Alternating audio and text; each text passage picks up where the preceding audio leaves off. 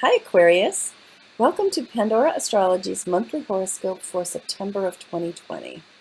Mars is going retrograde for real, and we've got some, the usual new moons and full moons and Mercury and Venus activity.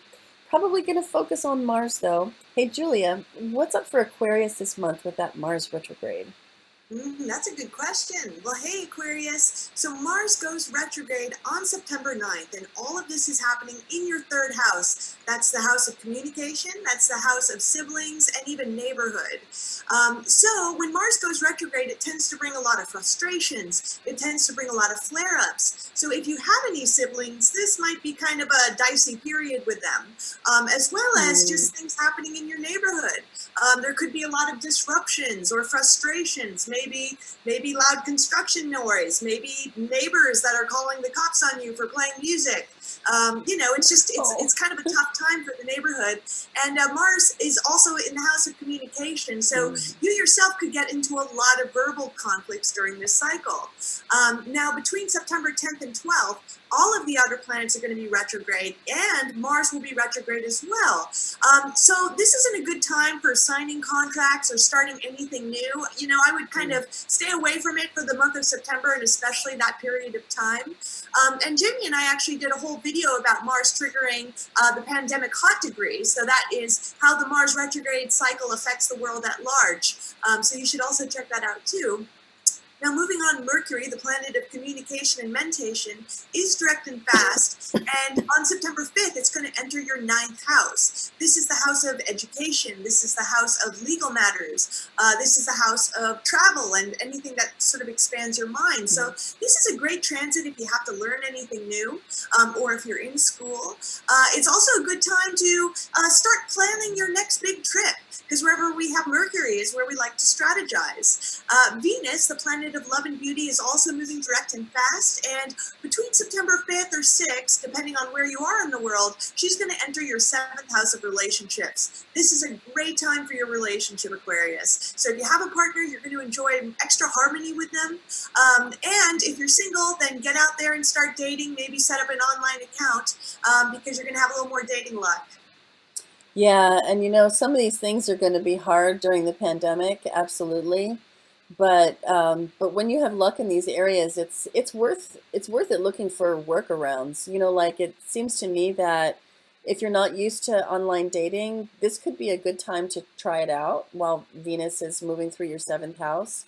And if you're concerned about meeting up with somebody that you found online, take a picnic blanket, meet in the park, bring your own lunch and take your mask off and get a look at that person from a distance.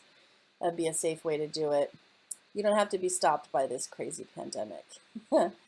So then we got a couple of moons to talk about. Right away at the beginning of the month on September 1st, there is a full moon in Pisces, which falls in your second house. This is the house of things that connect us to the physical world, our physical bodies, the food we put into them, and the money we make to sustain them. The moon there can bring a lot of energy, bring a lot of emotion, bring a lot of attention to that area, can really, especially when it's in Pisces, bring a very dreamy quality, as this moon is doing. Now, it's opposite a sun in Virgo, which is involved in a grand trine in Earth. And so we're calling this moon dreaming plus strategic action. And so you may be doing a lot of dreaming about money, maybe more dreaming than doing, but you can balance it with a plan. And the Grand Trine in Earth can help you to get that organized. Then later on in the month, around the 17th, we've got the new moon, which is happening in Virgo, and that falls in your eighth house. And this is kind of a natural follow through from the full moon. And it falling in your eighth house, this is a house of intimacy. It's a house of connecting with others deeply. It's a house of bonding. And the forms of bonding and sharing that can happen in this house can be physical, in other words, sexuality, emotional, in other words, intimacy, or financial. And so new moons have to do with new beginnings, planting seeds for things that are going to germinate and blossom later, which you won't see right away. This one we call integrity holds the key.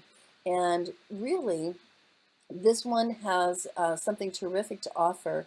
If you have anything that has been impacted by the pandemic hot degree, which is falling in your 12th house, and your experience of it might be largely unconscious. You might just feel a sort of a globalized sense of fear and oppression because the pandemic hot degree sits in your 12th house. But this moon trining it can really soften its effects and help you cope and introduce some ways that you can cope better. So there's a lot of sweetness to that. Well, you can always find horoscopes like this one on our YouTube channel, Pandora Astrology. And if you wanted a reading to look more deeply into any of the things that you found in this horoscope, then you can find us on our website, pandoraastrology.com/services is where you'll find the readings. And yeah, I guess that's it. And you can also always find the news of the month on our forecast page on our website, pandoraastrology.com/monthly-forecast. And we'll see you around the cosmos. Bye.